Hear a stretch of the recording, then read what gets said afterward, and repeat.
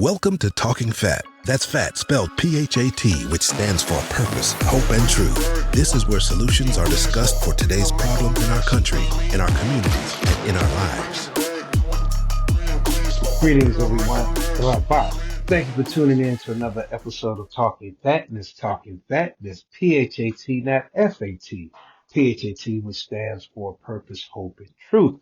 Doing something a little different this week. We're not doing an interview. We're going to play a video that we actually did a while back. It's not on the channel, but I think it's real important that we share it with you again. And it's based around credit card debt. As we look at what's going on right now in the U.S., credit card debt is at an all-time high, where people are starting to utilize their credit cards to actually live off of, because of loss of jobs, increased cost of goods, and decrease of earnings and wages, as we saw the job reports that came out this week, or excuse me, last week. We're not going to get into that. I'm actually going to do a financial report next week where I get into the economy myself, and I hadn't done that in a while. I'm going to share it with you. But right now, we're going to dig in to a previous recording that we did based around, again, credit card debt. Get your pen and paper, and hopefully you can get some nuggets from it that's going to help you and your families. But in any case, thank you for tuning in again, and welcome once again to Talking PHAT. All right. Will credit card debt kill my legacy? Well, we're determined not to let that happen. I told you guys about the credit card debt, the history that we're in the credit card debt, because I think it's important to understand how you got to a place. You personally, you know how you got to a place, but we as a country with that huge credit card debt, that's basically how we got to where we are. So we're going to talk about 10 things now, 10 things that can be drivers or methods in which you can actually get out of the credit card debt. The first thing we're going to do is we're going to create a spending log. Now, that spending log is going to be for 1 month. The day is the 22nd, so July 1st would be a good day to start. And then for the whole month of July, you're going to write down everything that you spend, everything that you buy, whether you use your debit card or your or cash or credit card, whatever you buy, you're going to write that down and what that dollar amount is. Second thing, you're going to assess your credit card debt itself. Okay, you're going to write down your outstanding balances for each of your cards. You're going to write each of your cards down. You're going to have a category for outstanding balances. You're going to have one for interest rates, what day of the month the payment is due, and a minimum monthly payment. You're going to do that for all of your credit cards. Step 3, evaluate your income to create a realistic spending plan. So what you're gonna do here is you're gonna obtain a copy of your tri-merge credit report, and that's a credit report, Experian, TransUnion, and Equifax. There's no need for me to direct you as how to get one of those. You can definitely get them very easily. If you just go to annualcreditreport.com, you can get it, right? You're gonna also obtain your W-2 from last year, 2022 W-2. Now, when you have those two things, you're gonna take that credit report. You're going to total up all of your monthly payments on all your debts. If you have a house, car, credit cards, revolving installment, everything, you're going to write the total number down of all those debts. Then you're going to look at the W-2. You're going to look at the W-2, and you're going to look at box number 5. And box number 5 is where you find your gross income for the year. Gross taxable income for the year. And so you're going to take that number and divide it by 12. And that is going to be your monthly income. When you divide that number by 12, of course, right? So then you're going to take that grand total of the debt and divide it by that gross monthly income. And here's an example for you down below. There, $1,100 a month in debt. You bring in $4,200 a month, divide that 11 by 42, that's 26%. That is how you calculate your total debt to income. Number 4. You're going to review now we're in August, and you're going to review your month of spending. You're going to have 3 categories. when you look at your list. You're gonna put those that you must have, that you can't do without. You gotta have food, you gotta have gas, you gotta pay your bills. You want to see what your must-haves are, and then you have your wants. Get a few things you want. Maybe you. Well, matter of fact, you need to make that determination yourself. Something you must have. You know what they are. You got to be real with yourself when you're doing this, right? And then your wants, and then your likes. The likes are some things that, yeah, you like to have, but you really, you don't need it. You don't need to go to Starbucks every day.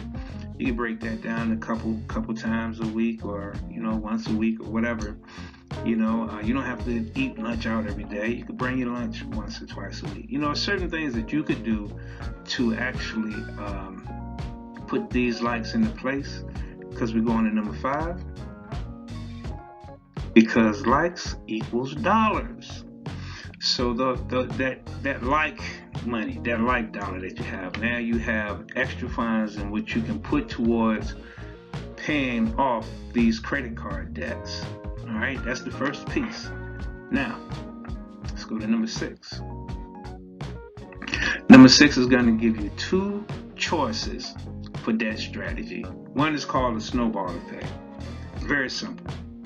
You're going to pay off the lowest credit card first.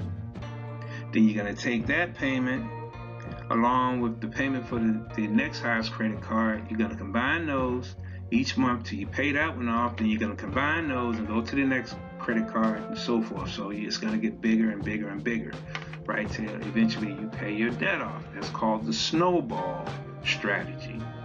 And then we're going to have another one which is called avalanche. So you prioritize your debts, paying the highest interest rate card first. So you're paying off the most expensive credit first, and then you work your way back down that trail again till you get down to the 0% interest cards, right? Smooth. Going to step 7, communicate. Now listen, guys, you can't be afraid to hear no in this life. If you're afraid to hear no, you never hear yes. That is a proven fact. Reach out to your creditors, your credit card companies, and ask them to lower your rate. You have not because you ask not. You can't be scared to talk to these people. You don't know what type of promotions they got going on or how they could help you. Explain to them what you're trying to do, that you're committed to paying off your debt. And by having a lower interest rate, you could reach your goal much quicker. But you have to communicate. That's key. Okay. Moving capital. You can consider balance transfers. Looking into the offers with the 0% interest. Typically, it's either 12 to 18 months. They'll give you 0% interest rate on your cards, and you could also look to combine that capital, right?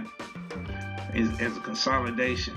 If you have a few small cards with high interest rates, maybe you'll combine those into a higher debt instrument that could be paid off sooner because it has a lower interest rate, lower payment. Whatever those payments were for those higher interest rates cards, you can combine that and pay it off.